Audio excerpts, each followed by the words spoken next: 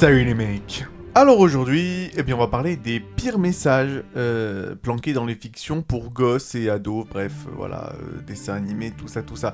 Bah, vous les connaissez, ces films d'animation qui te font croire que, bah oui, ils vont t'apprendre la vie, la tolérance et la bienveillance, mais bon, en douce, ils te glissent des leçons de vie dignes d'un mauvais coach de développement personnel sur TikTok. Parce qu'on va pas se mentir, les films d'animation, ça peut nous vendre une morale en or massif, mais parfois, quand tu grattes un peu sous la surface dorée, bon, malheureusement, tu découvres qu'en réalité, c'était du plomb radioactif depuis le début, le tout emballé dans du pastel bio. Et à la limite, la plupart des films d'animation à l'intention des plus jeunes d'entre nous, en général, oui, ça tourne autour de suis ton cœur, sois gentil et crois en la force de l'amitié, mais à la fin, ça se termine avec ignore la réalité, fous tout en l'air et ne pense qu'à toi, voilà. Et même lorsqu'on essaie de te dire que, attention, l'amour triomphe de tout, ça se traduit assez rapidement par change-toi entièrement pour plaire à celle ou celui que tu aimes. Enfin bon, écoutez, c'est beau, mais ça ne l'est peut-être pas tant que ça. Et le pire, c'est que ces histoires sont censées façonner la jeunesse quand même.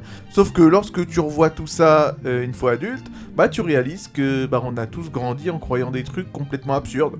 Des morales qui, dans la vraie vie, te feraient juste finir en zonzon. Ou dans le meilleur des cas en thérapie, en burn-out ou en garde à vue. Écoutez, je ne sais pas. Ce qui est certain, c'est qu'aujourd'hui, on va sortir le projecteur et on va le braquer sur le mensonge. On va épingler les scénaristes et revisiter ensemble le musée des messages ratés des dessins animés. Voilà, que ce soit des films d'animation ou même des séries d'animation pour enfants, comme Caillou par exemple.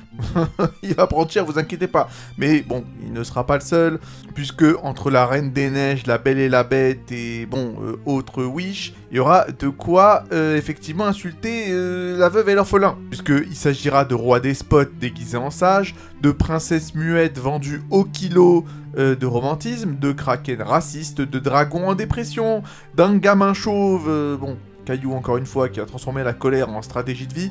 Mais bon, puisque je ne suis pas juste qu'un vieux crouton aigri qui crache sur les rêves des enfants, à la fin de cette vidéo, je vous parlerai effectivement de ce que je considère comme étant les meilleurs messages de films d'animation et autres médias à l'intention des plus jeunes. Et oui, ça existe. Il m'arrive parfois d'être satisfait des fictions que je consomme. Incroyable. Et puis de toutes les manières, faut bien rétablir l'équilibre karmique. Après tout, vous me connaissez, je suis peut-être Yagi l'Aigri, mais pour la postérité, écoutez, on se souviendra surtout de moi comme étant Yagi le Juste. D'autant que mon arc de rédemption a commencé depuis un certain temps avec mes quelques vidéos où il y a des flèches vertes. Donc bon, écoutez, on va continuer sur cette lancée, si vous me le permettez. Alors sans plus attendre, c'est parti. Alors on va commencer avec l'un des derniers Disney en date, c'est-à-dire Wish, qui est sorti il n'y a pas si longtemps pour fêter les 100 ans de Disney. Et donc Wish devait être le grand hommage à la magie des vœux, un condensé de tout ce que le studio Disney a fait depuis un siècle, des étoiles, des chansons, des héros qui ferment les yeux très fort pour que l'univers fasse le boulot à leur place, bref, le classique, là-dessus il n'y a pas de souci. Donc alors, un petit pitch avant de commencer à cracher sur le message, on a donc notre protagoniste Asha, une jeune fille pleine d'idéaux et plein de rêves et plein de nanani, qui vit dans le royaume de Rossas, dirigé par le roi Magnifico, et donc ce dernier garde les vœux de tous les habitants de son pays dans de jolies bulles lumineuses et il choisit lui-même lesquels exaucer et lesquels ne pas exaucer, d'accord. Et quand Asha découvre que son grand-père n'aura jamais son propre vœu exaucé, elle se rebelle et invoque littéralement une étoile magique, oui, une boule de lumière avec des yeux, pour tout chambouler. Et là, bim, Magnifico devient le grand méchant parce qu'il a osé lui dire non.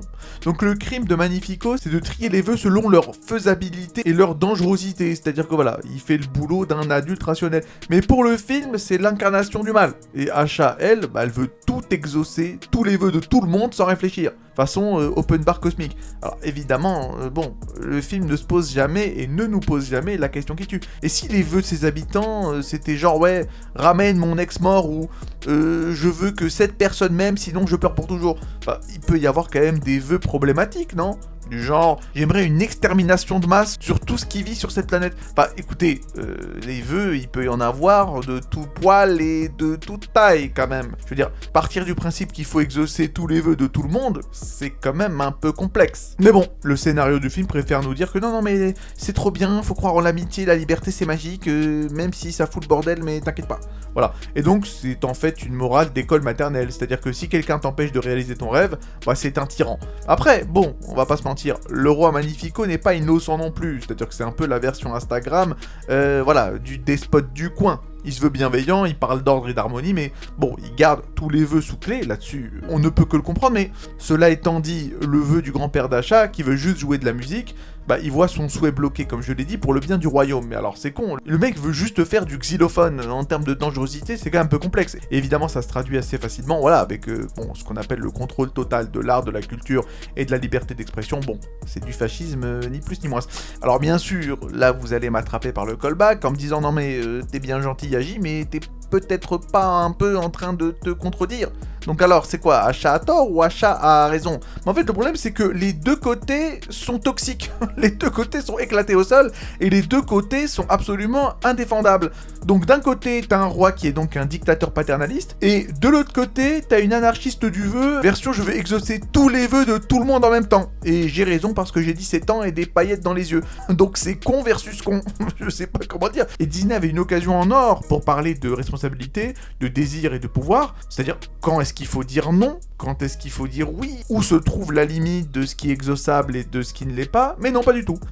Malheureusement, bah, tout ce qui nous ont servi, c'est un duel moral de cours de récré. Celui qui fout des règles, c'est le méchant, et même si, bon, parfois ces règles sont un peu cons, et celle qui veut défier les règles, c'est la gentille, même si sa manière de défier les règles n'a absolument aucun sens. Et forcément, en sortant du film, t'as juste appris qu'un bon dirigeant, bah, c'est un distributeur automatique de rêves. C'est stupide. Et qu'un bon citoyen, de surcroît, c'est celui qui casse la machine quand il y a écrit indisponible dessus. Et donc la moralité, c'est qu'il n'y en a pas, ça n'a aucun sens. Wish, c'est le conte où la maturité émotionnelle a été remplacée par un vœu de 3 ans d'âge mental. Ça n'a strictement aucun sens. C'est un truc de fou. Bon, toujours dans la même année, sorti en 2023, cette fois par DreamWorks, c'est bien, oui. On va donc parler de Ruby Gillman, Teenage Kraken, d'accord? Qui est donc un film d'animation, qui se voulait être effectivement une fable aquatique moderne sur l'acceptation de soi et les différences, sauf que bon, finalement, c'est pas exactement ça qu'on a eu. Bon, en résumé, Ruby, qui est donc une adolescente timide et toute bleue, littéralement, découvre qu'elle appartient à une lignée de Kraken légendaires, ennemis jurés des sirènes. Le problème, c'est qu'elle veut juste s'intégrer à son lycée, devenir amie avec la fille la plus populaire de ce même établissement, et vivre sa petite vie tranquille. Mais le problème, c'est que la fille populaire en question, la petite rouquine, bah, c'est une sirène. Et donc, le pitch, oui, sans la métaphore bienveillante à la Pixar, ne juge pas les autres sur les préjugés de ta famille, fais-toi ta propre opinion. Sauf que, comprends pas vraiment pourquoi, le film part en tête à queue morale à 180 degrés. Parce qu'au final, bah oui, la sirène se révèle bel et bien être une psychopathe manipulatrice qui veut dominer le monde. Donc Mamie Kraken, cette espèce de grosse boumeuse, qui passait son temps à dire que les sirènes sont pas gentilles, elles sont sournoises, ma chérie, ne leur parle pas. Bah cette vieille peau avait raison depuis le début. Et donc bah le message antiraciste se transforme en guide pratique du racisme. Et du préjugé utile. Donc la moralité de ce film de con, c'est que si tout le monde te dit qu'un groupe entier est dangereux, c'est que bah ils ont raison. Merci DreamWorks, effectivement, d'avoir inventé le racisme pédagogique, c'est trop bien. Et le pire, c'est que le film te vend ça avec un ton de victoire. C'est-à-dire que Ruby apprend à accepter qui elle est, c'est-à-dire une kraken guerrière, fière et surtout convaincue que sa famille n'a jamais eu tort, jamais. C'est-à-dire que si tu voulais une leçon d'ouverture d'esprit, bon bah tu repars de ce film avec un certificat d'adhésion au club des stéréotypes héréditaires.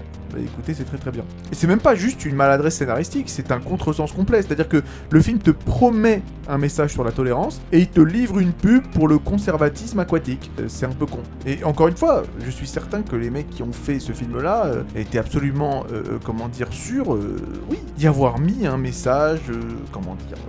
d'acceptation, d'ouverture et tout, alors que techniquement parlant, c'est pas le cas. Et c'est con parce qu'on parle de DreamWorks, qui est donc le studio de Shrek, hein, comme vous le savez, qui est donc un peu, oui, le film anti-préjugé par excellence. Mais ils ont réussi à produire ici bah, l'exact inverse. Une morale qui dit littéralement, bah ta mamie raciste avait raison de généraliser tout.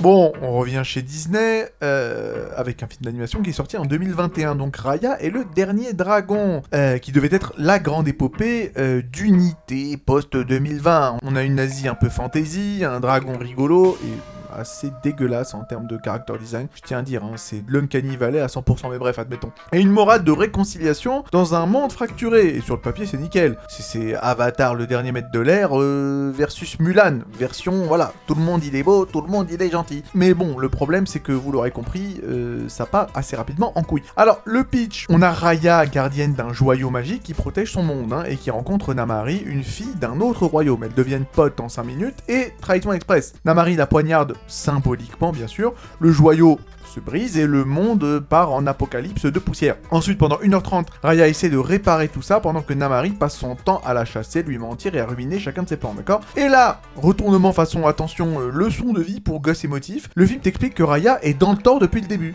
parce qu'elle n'arrive pas à pardonner ni à faire confiance. Ouais, vous avez bien entendu. La meuf trahie, humiliée, traumatisée pendant quasiment 2 heures, bah c'est elle qui doit s'excuser d'être méfiante. Et le climax, bah on a une scène pseudo-messianique où Raya tend littéralement la main à Namari, celle qui a tout déclenché, hein, pour lui montrer l'exemple. Et bien sûr, magie du scénario oblige, ça marche. Tout le monde redevient copain, les poussières reprennent forme humaine et on ferme les yeux sur la guerre, les morts et la manipulation émotionnelle. Et la moralité, c'est que si quelqu'un t'a trahi, t'a craché dessus, t'a pissé dessus et t'a roulé dans la boue, bah c'est à toi de t'excuser, c'est à toi de guérir, voilà, assez rapidement et fis ça, s'il te plaît, parce qu'on n'a pas le temps, des blessures que la personne t'a infligées, et de l'aimer encore plus fort pour ce qu'il t'a fait. C'est super, franchement. C'est-à-dire, voilà, pardonne avant même qu'on te demande pardon, parce que sinon, t'es responsable de la division. C'est quand même assez chaud.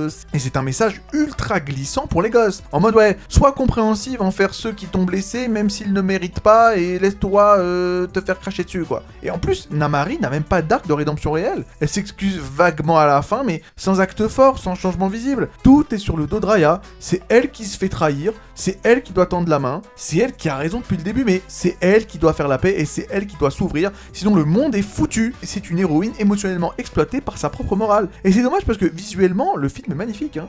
Mais sous le vernis pastel et les dragons licornes, bah, Raya et le dernier dragon, ça nous sert une philosophie toxique. C'est le pardon comme obligation morale, même quand l'autre ne le mérite pas. C'est assez triste.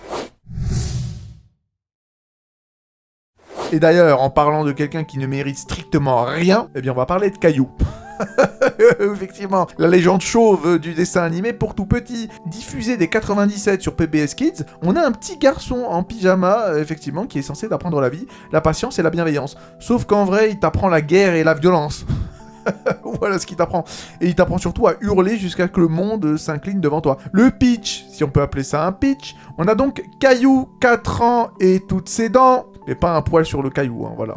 Justement, il porte bien son blaze. Qui découvre la vie quotidienne, hein, voilà. Il veut un jouet, il veut sortir, il veut être grand. Bon. Et chaque épisode suit le même schéma pavlovien. Alors, première étape, Caillou veut un truc. Ça peut être n'importe quoi, une PS5, admettons. On lui dit non, étape 2. Étape 3, il pleure, il hurle, il tape du pied. Et étape 4, bah, l'adulte finit par céder. Et donc, voilà, la morale intégrée dès le plus jeune âge, c'est exprime tes émotions en cassant absolument tout autour de toi jusqu'à ce que tu obtiennes ce que tu as envie d'obtenir. Voilà. C'est l'école maternelle de la manipulation affective. Et même les parents du dessin animé ont la fermeté d'une brioche. À chaque caprice, ils prennent un ton doucereux. Non mais Caillou, tu es fâché, on va parler calmement, on va négocier. Négocier avec un gamin de 4 ans après, tu me diras. Voilà, on parle de gens qui ont nommé leur enfant Caillou. Voilà, ils lui ont donc donné un patronyme de minéral. Mais écoutez, pourquoi pas. Mais c'est vrai que quand tu vois ça, tu te dis ok, oui, je peux comprendre que ces gens-là ont besoin d'ouvrir une cellule de crise et se la jouer en mode négociator.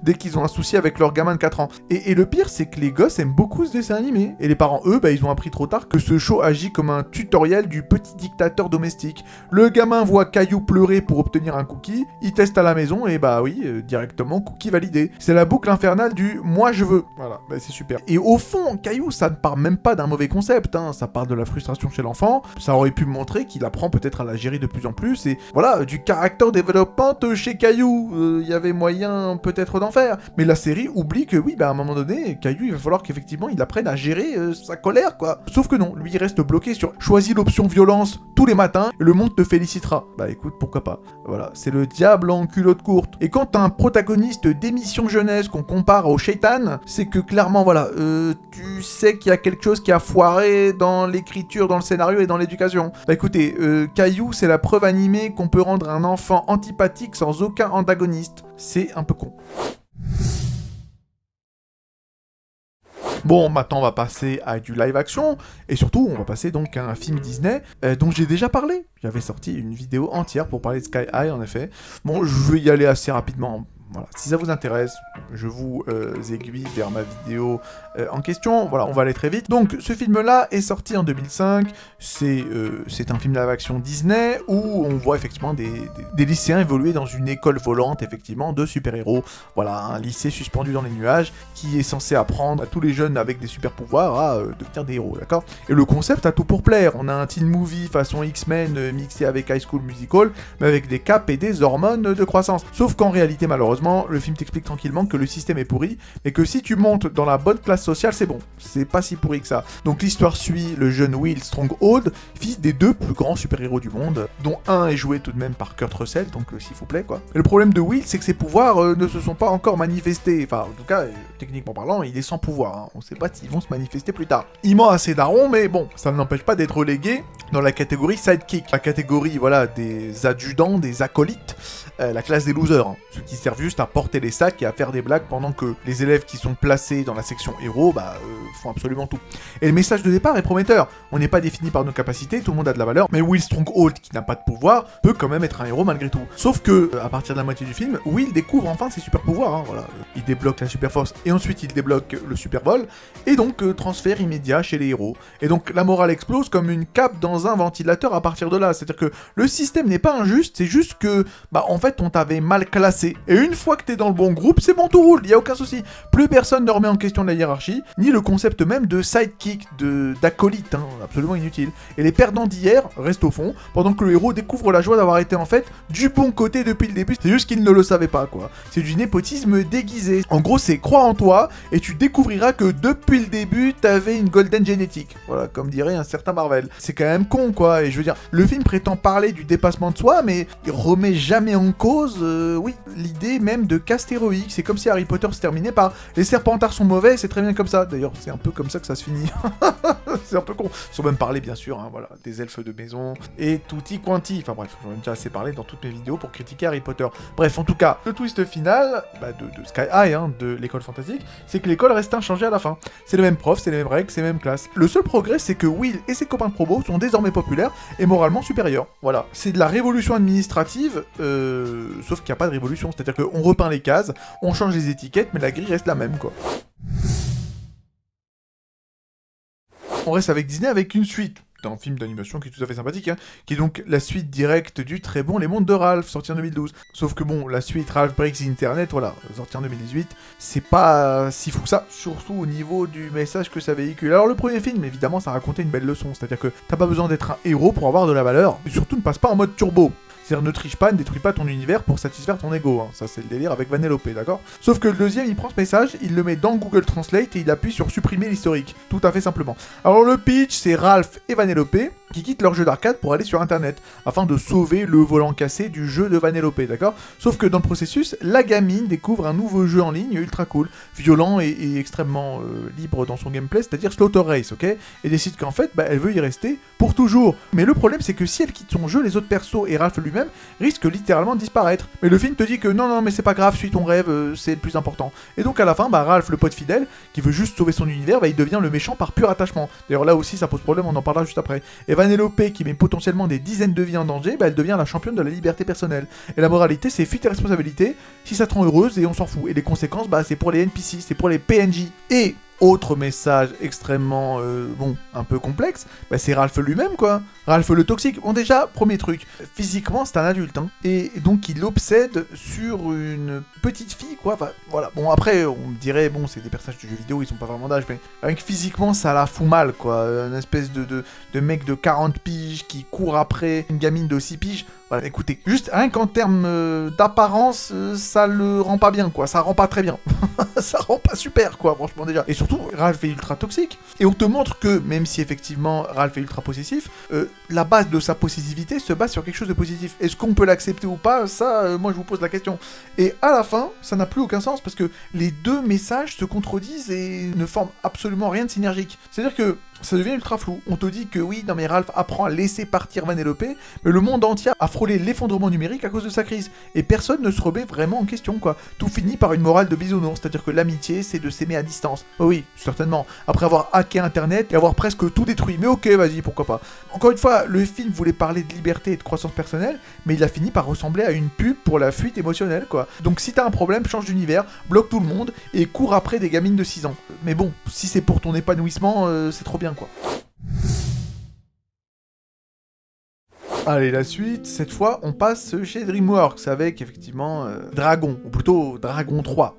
L'opus sorti en 2019, qui conclut, oui, une plutôt jolie trilogie d'animation moderne. Hein, voilà. Les 2 premiers films racontaient un truc simple et puissant, hein, la tolérance, la coexistence, l'idée que les humains et les dragons peuvent se comprendre, s'apprivoiser et construire ensemble un monde nouveau, ok. Et Harold, le personnage principal, passe de apprenti tueur de dragons à défenseur des dragons, défenseur de la paix. Et donc voilà, c'est un héros tout à fait standard, d'accord. Sauf que dans le 3e volet, tout ça part en fumée littéralement. Le film commence par « on vit tous ensemble, c'est beau, c'est cool », ok, c'est super. Ok, d'accord. Et ça c'est bien. Et à la limite, oui, c'est bien. Sauf que, peu après, débarque un nouveau chasseur de dragons, un méchant standard qui veut évidemment tout anéantir. Et la conclusion du film, c'est, bah écoutez, la haine ça existera toujours, donc mieux vaut planquer les dragons dans un monde secret loin des humains, d'accord. Et donc la traduction de tout ça, c'est que la tolérance était sympa pour 2 films, mais ça marche pas, alors écoutez, on va partir sur autre chose. C'est assez tragique, d'accord, mais c'est moralement discutable, et bon, le message ça devient, ouais, bah le monde est trop con pour changer, donc isolez-vous et vivez cachés, quoi. C'est une leçon de pessimisme servie à des gosses de 8 ans. Et bon, c'est une leçon auquel à la limite je pourrais souscrire, je trouve que c'est plus réaliste que les 2 premiers, mais le problème c'est que, comment dire, en termes seulement narratifs, mettons de côté notre appréciation personnelle de ce message, qui peut se défendre d'ailleurs, attention, hein, c'est pas comme les autres messages qui n'ont aucun sens, celui-là peut se défendre, mais le problème c'est que ça va pas du tout avec les 2 premiers, quoi, ça va à l'encontre totale, d'autant que le film essaie de t'émouvoir avec ça, quoi, parce que Harold dit adieu à Croque-Mou, il pleure un bon coup, et il le laisse partir dans un paradis sous-marin rempli de dragons lumineux, d'accord, musique douce, coucher de soleil, tout le monde chiale, alors que fondamentalement, on vient juste d'assister à la capitulation morale la plus douce de l'histoire du cinéma d'animation, quoi. Donc le message sous-entendu, c'est ok, tu peux éduquer, aimer, construire les gens, afin qu'ils puissent accepter les autres, mais il y aura toujours des cons violents, donc mieux vaut abandonner, rendre les armes et disparaître. C'est le contraire absolu des 2 premiers films, qui nous disaient que non mais on peut briser le cycle de la peur et de la violence, sauf qu'à la fin ça se termine avec bah on peut pas en fait, désolé. Encore une fois, moi je préfère ce message-là, mais c'est juste que c'est totalement incohérent avec le message des 2 premiers films. Et donc c'est un final qui te laisse avec un goût amer, celui d'un idéal qu'on a soigneusement préparé durant 2 films pour finalement lui mettre des balayettes laser dans le 3e. C'est un peu con, quoi. Bon, revenons chez Disney avec Lilo et Stitch. Et attention, là je parle pas du film de 2002, parce que le film de 2002, évidemment qu'il est excellent. C'est un ovni Disney sans princesse, sans royaume magique et sans robe qui brille, avec juste une fillette hawaïenne en galère, un alien destructeur mais avec un cœur d'or et une phrase devenue culte évidemment, Ohana signifie famille, et famille signifie que personne n'est abandonné ou laissé de côté, plus ou moins, voilà. Je me rappelle plus exactement de la phrase verbatim, mais vous avez compris quoi. C'est un mantra sur la loyauté, sur l'amour inconditionnel dans la famille, c'est le genre de phrase qu'on devrait graver sur toutes les portes des administrations françaises. Sauf que 2025 arrive avec le remake live action de Lilo et Stitch, le grand projet Disney, voilà, c'est-à-dire on reprend les classiques, on refait ça avec des acteurs cette fois, parce qu'on a plus d'idées, mais qu'on a encore besoin de pognon. Et donc le pitch, c'est la même base, Lilo, Nani, Stitch, Hawaii, voilà, bon. Sauf que, il y a un twist, parce que Nani, la grande sœur protectrice, reçoit une opportunité d'études en Californie, et elle décide d'y aller, et donc elle laisse Lilo derrière elle, confiée à une voisine random, et tout le film te dit que, non mais c'est un choix courageux, c'est une preuve d'indépendance féminine. Non mais attends, c'est quoi cette histoire? Je veux dire, dans le film original, Nani se battait bec et ongle pour ne pas être séparée de Lilo, parce que Ohana signifie famille, la famille, on laisse personne de côté. Sauf que là, on te vend l'abandon comme une étape de croissance personnelle. Bah c'est super, la moralité du film original a été revue et corrigée. La famille c'est important, mais... voilà, pas forcément plus important que ton diplôme, quoi. Et en plus, même au-delà de ça, je trouve ça vraiment assez vomitif, mais le film glisse vraiment une couche de symbolisme un peu douteux. C'est-à-dire que pour réussir, une Hawaïenne doit quitter son île, ses racines et sa culture, parce que visiblement, son avenir ne peut fleurir qu'à 4000 km de chez elle. C'est un peu con, parce que, et c'est un autre problème, il y a quand même d'excellentes options pour étudier la biologie marine directement à Hawaï, parce que c'est ce qu'elle veut faire, hein. Nani, elle veut décrocher un diplôme en biologie marine, mais elle veut partir pour cela à San Diego, en laissant donc la petite Lilo derrière elle. Mais encore une fois, ça n'a aucun sens parce que Hawaï, c'est l'un des meilleurs endroits au monde pour étudier ce domaine. Et notamment à l'université d'Hawaï, d'accord, UH Manoa, comme il l'appelle. Et cette université propose le programme le plus réputé en ce qui concerne la biologie marine, en fait, avec accès direct aux récifs coralliens, volcans côtiers et autres espèces marines uniques. C'est quand même un truc de fou. Pourquoi aller jusqu'en Californie, à San Diego, alors que, voilà, à 2 pas de chez toi, il y a un centre de recherche mondialement reconnu, top mondial pour les études tropicales marines. Ça n'a aucun sens, et c'est pour ça que ce message est absolument éclaté aux hommes, quoi. Tout simplement. C'est-à-dire que, ok, vas-y, la famille, c'est sacré, tant que ça n'interfère pas avec tes ambitions universitaires. Mais techniquement, là, et de façon totalement pragmatique, mettons de côté Ohana, le fait d'aller à San Diego, en Californie, pour décrocher donc son diplôme d'études de biologie marine, ça n'a strictement aucun sens, et c'est contre-productif. Encore une fois, vraiment, Ohana, mon cul sur la commode. Voilà le vrai message de ce film de con. Bon, on continue avec Disney, en parlant maintenant de La Reine des Neiges, sorti en 2013, évidemment, vous le connaissez tous. Voilà, le film d'animation qui est donc devenu un phénomène planétaire, des milliards au box-office, une chanson devenue hymne mondial, voilà, Libéré, délivré, Let It Go, vous la connaissez, et une Elsa transformée en icône, voilà, d'empouvoirment féminin, un terme qui m'est très cher, comme vous le savez. Enfin bref. Sauf que, si on regarde le scénario sans la brume des paillettes et de la neige, eh bien le message de fond, c'est pas « accepte-toi comme tu es », c'est plutôt « si t'es différent, planque-toi jusqu'à ce que ton isolement menace la sécurité publique. » Parce que le pitch, et je vous le fais rapidement, on a donc Elsa, princesse du royaume d'Arendelle, qui naît avec des pouvoirs de glace totalement incontrôlables, d'accord? Ses parents flippent, ils la cachent, ils l'isolent, et ils lui répètent pendant toute son enfance, voilà, garde tout en toi, d'accord? Voilà, réprime tout, sois parfaite, et fais comme si de rien n'était. Puis vient le fameux accident, voilà, l'accident public, la panique générale. Et Elsa fuit dans la montagne pour se libérer, et pour Let It Go avec la chanson iconique. Voilà, moment grandiose, visuellement sublime, émotionnellement libérateur, tout ça. Mais si on creuse, Elsa ne se libère pas, elle fuit, elle s'exile, elle construit un palais de glace en solo et coupe tout contact avec le monde. C'est pas une libération, c'est une dépression avec effets spéciaux. Et pendant ce temps, sa sœur Anna risque sa vie pour la retrouver. Le royaume est plongé dans un hiver éternel et Elsa, elle continue de chanter très fort. Voilà, c'est super quoi. J'ai trouvé la paix en détruisant tout autour de moi. Et à la fin, tout se résout parce que Anna fait un acte d'amour vrai. Rien à voir avec un travail sur soi, une thérapie ou un minimum de responsabilisation. Elsa comprend qu'elle doit aimer et hop, la neige fond et tout va bien. Merci le Deus Ex Machina, ou plutôt le Deus Ex câlin, en fait. Et le message final, ça devient une espèce de cocktail étrange entre si t'es différent, cache-le, et si ça explose, isole-toi, et si quelqu'un t'aime assez fort, il te réparera sans effort. Trop bien. C'est beau, mais c'est bancal. Parce qu'en vrai, Elsa ne règle rien. Elle comprend pas ses propres émotions, elle les sublime par la fuite. Et le film te dit que c'est ça la vraie liberté. Sauf que non. Enfin bref, La Reine des Neiges, c'est un film qui a fait croire à toute une génération de gamines que se libérer, c'est de construire une forteresse de solitude en chantant très fort pour couvrir les cris de panique du royaume qui sont en train de se faire geler vivants. Voilà. C'est un joli message d'émancipation, sauf que non. Sauf que non. Bon, je pense qu'il est temps de passer à certainement, je pense, voilà, le moment le plus controversé de la vidéo. Ce sera donc La Belle et la Bête, Beauty and the Beast, 1991. Alors, évidemment, le dessin animé est superbe, la musique est sublime, le château est envoûtant, visuellement c'est magnifique, la bête a la classe, Gaston est un très bon méchant. Le problème, c'est que voilà, la morale, elle est aussi méchante. D'ailleurs, elle réussirait à faire trembler n'importe quel psy de garde. Puisque voilà, si ton mec est violent et ressemble à une bête, tu restes, voilà, et ton amour finira par le guérir. Parce que le pitch, on le connaît par cœur. On a Belle, qui est donc une jeune fille brillante qui se sacrifie pour sauver son père et devient prisonnière d'une bête colérique et intimidante, d'accord? Il hurle, il détruit des meubles et il la terrorise. Mais pas d'inquiétude, avec assez de patience et d'amour, le monstre se transforme en prince charmant. Voilà. Disney te vend ça comme une histoire de rédemption, mais c'est surtout un manuel de syndrome de Stockholm, version comédie musicale. On t'apprend que la tendresse féminine peut réparer un homme brisé et qu'un comportement abusif n'est qu'une façade à percer avec de la compassion. Voilà, donc c'est sympathique. Et d'autant que Belle finit par s'enfuir, enfin, pas vraiment, elle s'en va, la bête lui permet donc de partir, et donc il gagne la rédemption suprême par cet acte-là. C'est un peu comme si ton kidnappeur gagnait des points de karma en te déposant à la gare, c'est un peu con. Mais bon, on va quand même nuancer cette partie, parce que si je viens de dire, il y a même pas une minute, que c'était la partie la plus controversée de la vidéo, ah non pas tout est, c'est que je sais ce que je dis. Ce débat sur le délire du syndrome de Stockholm, c'est un débat, voilà, qui fait rage depuis plus de 20 ans. Donc je pense que ce serait quand même sympathique d'en parler. Parce que, bon, c'est pas aussi simple que ça en a l'air non plus. hein. C'est pas juste, ouais, soumission et pardon. Belle choisit de rester au début du film et à la base pour sauver son père. Elle garde sa liberté morale et elle résiste, elle parle, elle ose défier la bête. Donc là aussi, voilà, c'est pas juste une prise d'otage. Et elle finit par se tailler par 2 fois, d'accord? C'est son choix et ça renverse la dynamique. Et la bête de son côté, bon, il apprend vraiment à être gentil avant d'être aimé. C'est pas, ouais, c'est un salopard et pendant qu'il est un salopard, il est aimé. Non, non. Ce n'est qu'après son évolution que Belle, effectivement, finit par l'apprécier, d'accord? Et justement, c'est un débat. Est-ce que c'est une histoire d'abus romantisé ou est-ce que c'est une fable sur la rédemption mutuelle? Je sais pas, franchement, c'est un peu les deux en même temps et c'est un peu maladroit. Après, à 8 ans, bon, tu retiens pas forcément les nuances de psychologie comportementale. Tu retiens juste que l'amour, ça change les monstres, ok? Mais on peut aussi voir la chose en mode, ouais, bah, un homme violent peut devenir gentil, faut juste être sympa avec lui, quoi. I can fix him, vous connaissez, voilà, je peux le changer, je peux le réparer, vous connaissez la phrase, hein, I can fix him, c'est ça, c'est la belle et la bête. Donc, bon,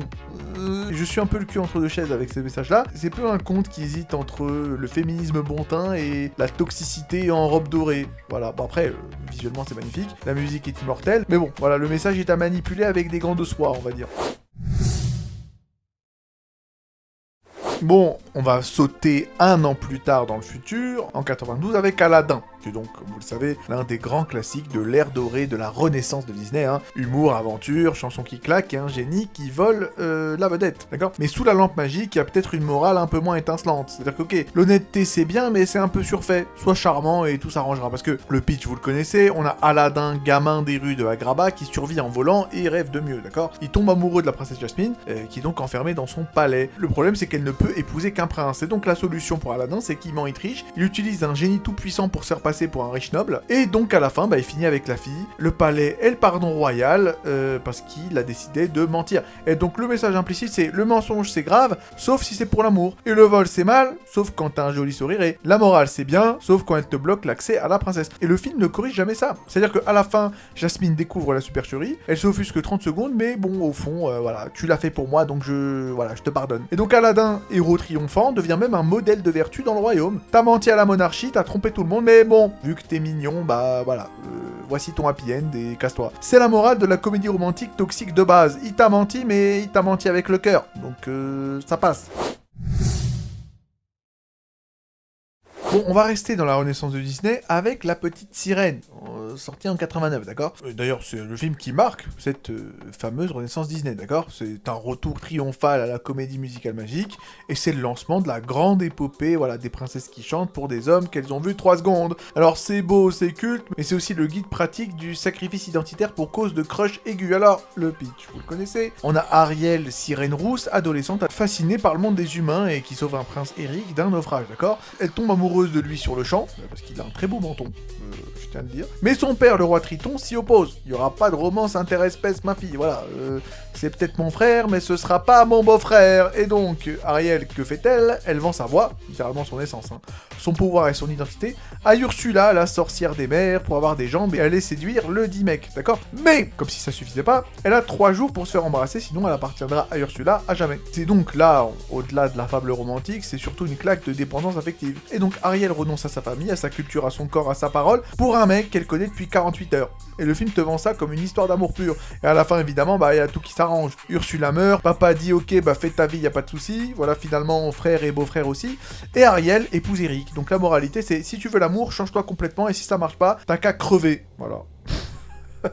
Et le contraste devient d'autant plus glaçant lorsqu'on compare ce film à la version originale de La Petite Sirène du conte de Andersen, sorti en 1837, hein, effectivement, ça date. Parce que dans le conte de base, la sirène, elle s'appelle même pas Ariel, elle a pas de prénom, hein, elle subit une douleur atroce à chaque pas, elle a l'impression qu'on enfonce des aiguilles chauffées à blanc dans ses jambes, et a la sensation de marcher sur des lames de rasoir, c'est un truc ultra abusé quoi. Et le prince d'ailleurs en épousera une autre, elle refuse de le tuer pour briser le sort, et elle finit dissoute en écume, d'accord? Il n'y a pas de happy end, il n'y a pas de baiser magique, juste un message limpide. C'est-à-dire que voilà, sacrifier ton essence pour quelqu'un qui s'en bat les couilles de toi, c'est pas un bon business plan. Voilà le message d'Anderson, et c'est un très bon message, merci à Thomas, l'ami Thomas. Sauf que Disney a compris tout ça à l'envers, quoi. En gros, change ton ADN, ton corps et ta voix pour ton crush, et t'inquiète pas, tout ira bien. Voilà, ça va bien se passer Mais bon, faut quand même rendre à Pixar ce qui est à Pixar. Il y a aussi des films d'animation qui savent toucher juste. Voilà, des histoires qui te secouent sans forcément te faire la morale façon curé du dimanche. D'autant plus que bien souvent, comme on vient de le voir, voilà, ces morales sont parfois, et peut-être un peu plus que parfois, très contradictoires. Mais écoutez, pour vous prouver quand même que je ne suis pas juste qu'un rageux sous caféine, eh ben, maintenant, on va passer aux meilleurs messages de films d'animation, ceux qui méritent qu'on s'y attarde un peu. Et oui, Yaji les gris, il est vrai que c'est moi, et je suis aussi Yaji le juste. Et je peux, oui, reconnaître les bons messages. Et oui, je sais, ça peut vous surprendre. Donc, sans plus attendre, c'est reparti, si vous me le permettez, les copains. On va commencer avec Monstre Academy. Et oui, parce que Monstre Academy, qui est donc effectivement la préquelle de Monstres et compagnie, suit l'histoire de Mike Razowski, ou alors Bob Razowski, selon les versions. En VF c'est Bob, et en version originale c'est Mike. Bon, voilà. D'ailleurs pareil pour Sully, hein. C'est-à-dire que en version originale il s'appelle James Sullivan, et en version française il s'appelle Jack Sullivan. Alors ok, comment on va les appeler? Bon, moi je vais les appeler par leur nom en VF, hein. Vous m'excuserez. Bref, en tout cas c'est un préquel. On voit effectivement le petit Bob, tout petit et pas du tout effrayant, qui rêve de devenir une terreur légendaire. Il travaille donc d'arrache-pied pour compenser ses faiblesses dans, effectivement, l'université des monstres, hein, Monster University. Mais finit par réaliser, vers la fin du film, qu'il n'a tout simplement pas les compétences nécessaires pour être une terreur. Mais plutôt que de s'effondrer et effectivement chialer, ou même, essayer de se trouver des excuses, Bob trouve sa vraie vocation en devenant le coach de Sully, qui lui est effectivement un monstre naturellement effrayant, mais bon, qui a quand même besoin de discipline et de travail acharné afin d'atteindre son plein potentiel. Et donc le message de film est excellent, puisqu'il démontre qu'on ne peut pas toujours réaliser tous nos rêves, hein, voilà. Désolé pour les shonen, hein, désolé pour tous les délires de si on travaille dur, tout est possible. Bah non, la vie malheureusement, elle est pas aussi simple. Il y a malheureusement certains paramètres dans la vie qui nous échappent. Voilà, certains trucs, bah écoutez, on peut pas y faire grand chose. Voilà, vous pouvez travailler d'arrache-pied et comme un chien 24h/24, ça ne marchera pas. Il y a certains trucs que, effectivement, on ne peut pas faire. Voilà, selon nos capacités, selon notre génétique, c'est comme ça, mais c'est la vie. Cela dit, et c'est pour ça que ce film est excellent, eh bien voilà, Monster Academy, eh bien, nous explique quand même que malgré effectivement le fait que tout n'est pas possible avec le dur travail, on peut quand même finalement trouver notre place et s'accomplir. De la même manière que Bob finit lui-même par trouver sa place et s'accomplir en aidant Sully, montrant que chacun, encore une fois, peut trouver sa voie et être heureux. De plus, et ça aussi il faut le souligner, le personnage donc de Jack Sullivan nous rappelle que même ceux qui ont un talent inné doivent quand même travailler dur pour réussir. C'est-à-dire que même si t'as une super génétique, faut quand même se sortir les doigts du fondement à un moment donné, sinon t'y arriveras pas. Et le personnage de Sully nous le montre totalement. Voilà. Et effectivement, ça souligne quand même l'importance de la persévérance et de l'effort, même si on a gagné la loterie génétique. Enfin voilà, je trouve que vraiment ce film est excellent, et même Monstres et compagnie, finalement et rétroactivement, rend Monstre Academy encore meilleur. Parce que tu te rends compte, bon, petit spoil, qu'à la fin de Monstre Academy, Sully et Bob se font dégager de l'académie, voilà quoi, ils se font dégager de l'université sans diplôme ni rien, mais malgré ça, Sully parvient à être le number one des terreurs de Monstres et compagnie, malgré le fait, effectivement, qu'il s'est fait virer Manu Militari de l'université. Et pourquoi? Parce qu'il a un super talent. Parce que le père de Sully est une légende, donc forcément, bah, il a pris ses gènes. Bon, évidemment, c'est pas dit comme ça dans les films, mais c'est ce que tu comprends. Tu dis que même si effectivement Sully a fait quand même les plus grosses erreurs qu'il est possible de faire, c'est-à-dire que le mec, non seulement il a triché à la fin de Monstre Academy durant l'examen final, mais en plus il s'est retrouvé chez les humains, le gars il était obligé d'effrayer des adultes, ce qui est en plus d'ailleurs en principe impossible à faire pour un monstre, hein, parce qu'un monstre en principe ne peut effrayer que des enfants mais pas des adultes, et Sully, le gars, il t'effraie une dizaine de flics. Le mec est vraiment cheaté. Et en plus de ça, il pète... le gars, le mec, il fait limite péter une bombe dans une salle. Bon, bah, c'est normal, vu que, effectivement, en faisant peur aux adultes, bah, ça a tout pété. Bref, voilà. Il s'est fait virer Manu Militari et tout ça, mais malgré tout ça, bah, finalement, il devient number one de la compagnie de Waternoose. Je trouve ça assez parlant. Voilà, je trouve ça assez parlant. Finalement, voilà, la génétique, ça trompe un peu tout, finalement. Voilà, bon, bref. Bon allez, on va effectivement discuter de notre deuxième entrée, donc bah écoutez, Le Bossu de Notre-Dame. Effectivement, j'avais d'ailleurs placé cet excellent film dans mon top 5 de mes films Disney préférés, bah pas pour rien, hein, puisque Le Bossu de Notre-Dame, qui est à la base effectivement une adaptation du livre du légendaire, effectivement, Victor Hugo, donc Notre-Dame de Paris, raconte l'histoire de Quasimodo. un homme difforme vivant reclus dans la cathédrale de Notre-Dame de Paris, durant le Moyen-Âge, effectivement, en France. Il aspire à une vie normale et tombe amoureux de la belle Esmeralda, donc effectivement une très jolie gitane, mais cependant, malgré ses sentiments, Esmeralda tombe quand même amoureuse du Tcha de Phébus. Et à la fin, bien que Quasimodo n'obtienne pas l'amour d'Esmeralda, il trouve quand même la paix et l'acceptation parmi les habitants de Paris. Voilà. Le message, encore une fois, est excellent, puisque contrairement aux contes de fées traditionnels et même aux films Disney de base, ce film montre que le moche, entre guillemets, n'obtient pas toujours la fille. Et pas toujours, en réalité, il n'obtient jamais. Mais bon, en tout cas, Disney a vraiment fait preuve de maturité, pour le coup, en ne donnant pas une fin cliché à Quasimodo. Parce que si effectivement ils y étaient allés en mode paresseux, voilà, Quasimodo aurait fini le film avec Esmeralda et tout le monde serait content. Là, ils ont pris un risque, j'ai trouvé ça quand même intéressant, et cela illustre qu'on peut quand même être heureux et accepter sans forcément obtenir ce qu'on désire le plus. Voilà, parfois effectivement, on se fait repousser, on se fait dégager, on se prend des râteaux, mais c'est pas si grave finalement. Et voilà, tout simplement, je trouve que c'est un message puissant et réaliste, tout simplement. Et c'est sur ces belles paroles qu'on va passer à notre troisième entrée avec Saul. Voilà, donc là par contre on va revenir sur un film Pixar, donc Saul, ou Soul, je vais l'appeler Soul, écoutez, voilà, vous excuserez mon accent explosé, suit l'histoire de Joe Gardner, donc effectivement un professeur de musique passionné de jazz, qui meurt juste avant de réaliser son rêve de jouer dans un groupe prestigieux. Le mec qui tombe dans une bouche d'égout, c'est vrai qu'on aura connu des morts un peu plus épiques. Bref, dans l'au-delà, il rencontre 22, une âme cynique qui n'a jamais vraiment trouvé la passion de vivre et qui refuse d'ailleurs de s'incarner dans un corps humain. Bref, ensemble, ils redécouvrent la beauté des petits moments de la vie quotidienne, bref. Bon, moi c'est pas un film qui m'a soufflé plus que ça, mais il m'a quand même bien plu. Et pourquoi ?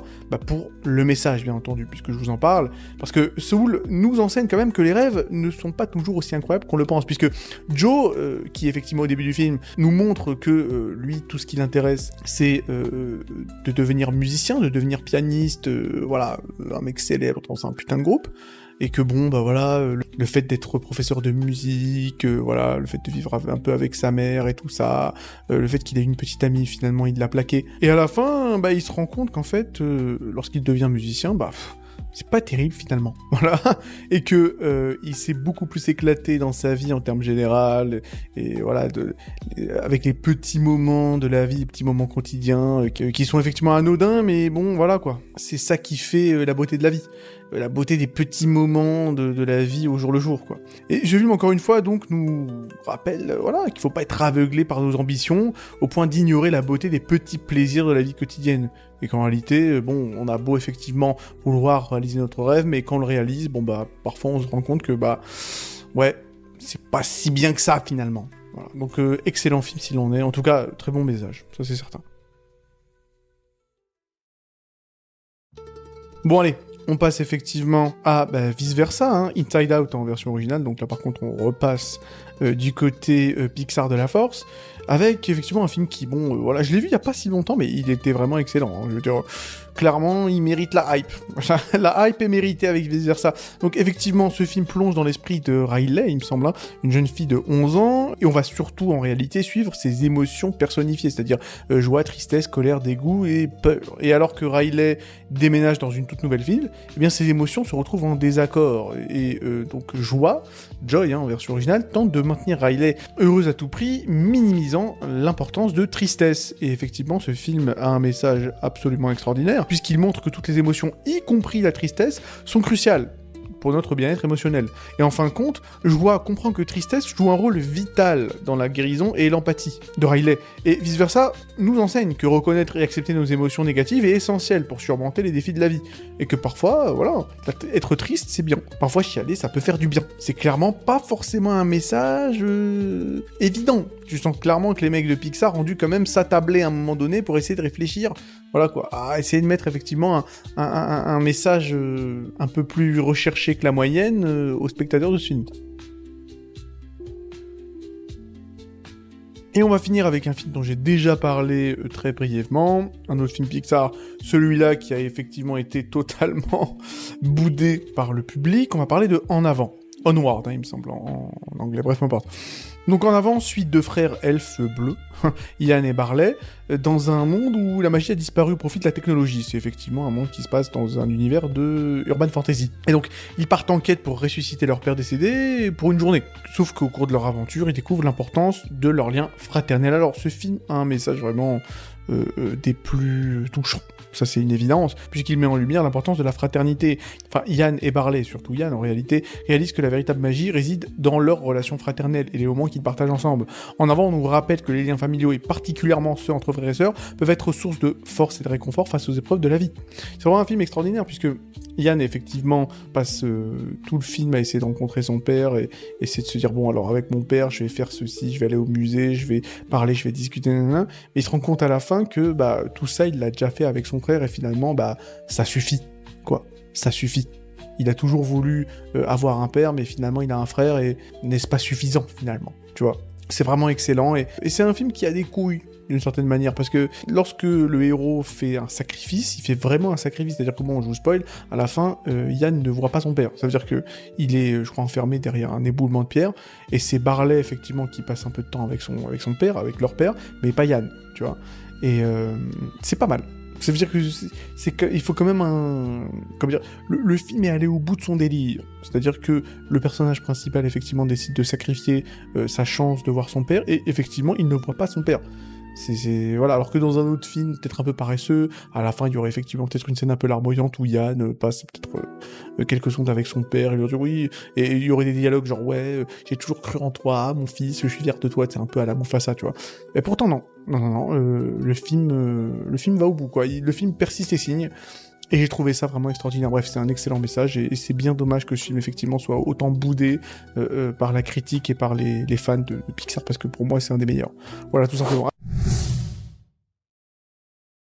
Enfin voilà, je pense qu'on va s'arrêter là. Je me suis rendu compte en lisant le script, sur pas mal de points, je pense qu'on va m'attraper en mode ouais, t'es un gauchiste woke. Je pense que ça va être marrant dans les commentaires, surtout pour les gens qui me connaissent, bon. Je suis pas le mec le plus féministe de la galaxie, mais bon, je trouve que c'est quand même intéressant. Finalement, peut-être que je le suis, hein, après tout. C'est moi qui ai écrit le script, et ces messages-là, je les trouve absolument infects. Je sais pas, peut-être que depuis que je me suis marié et que j'attends un heureux événement, au moment où j'enregistre cette vidéo, je suis devenu petit à petit un gauchiste féministe. Pourquoi pas, écoutez, c'est du développement de personnage. Si le Yaji du passé me voyait à l'heure d'aujourd'hui, bon, il vomirait certainement, mais pourquoi pas après tout. En tout cas, j'ai hâte de voir les commentaires. De toute manière, on m'insulte souvent de gauchiste dans les commentaires. Hein. C'est assez intéressant. Je trouve à chaque fois ça me fait rire. Voilà. Si mes amis voyaient ça. Bref, on va s'arrêter là en tout cas. Abonnez-vous pour encourager la chaîne, prenez soin de vous et à la prochaine.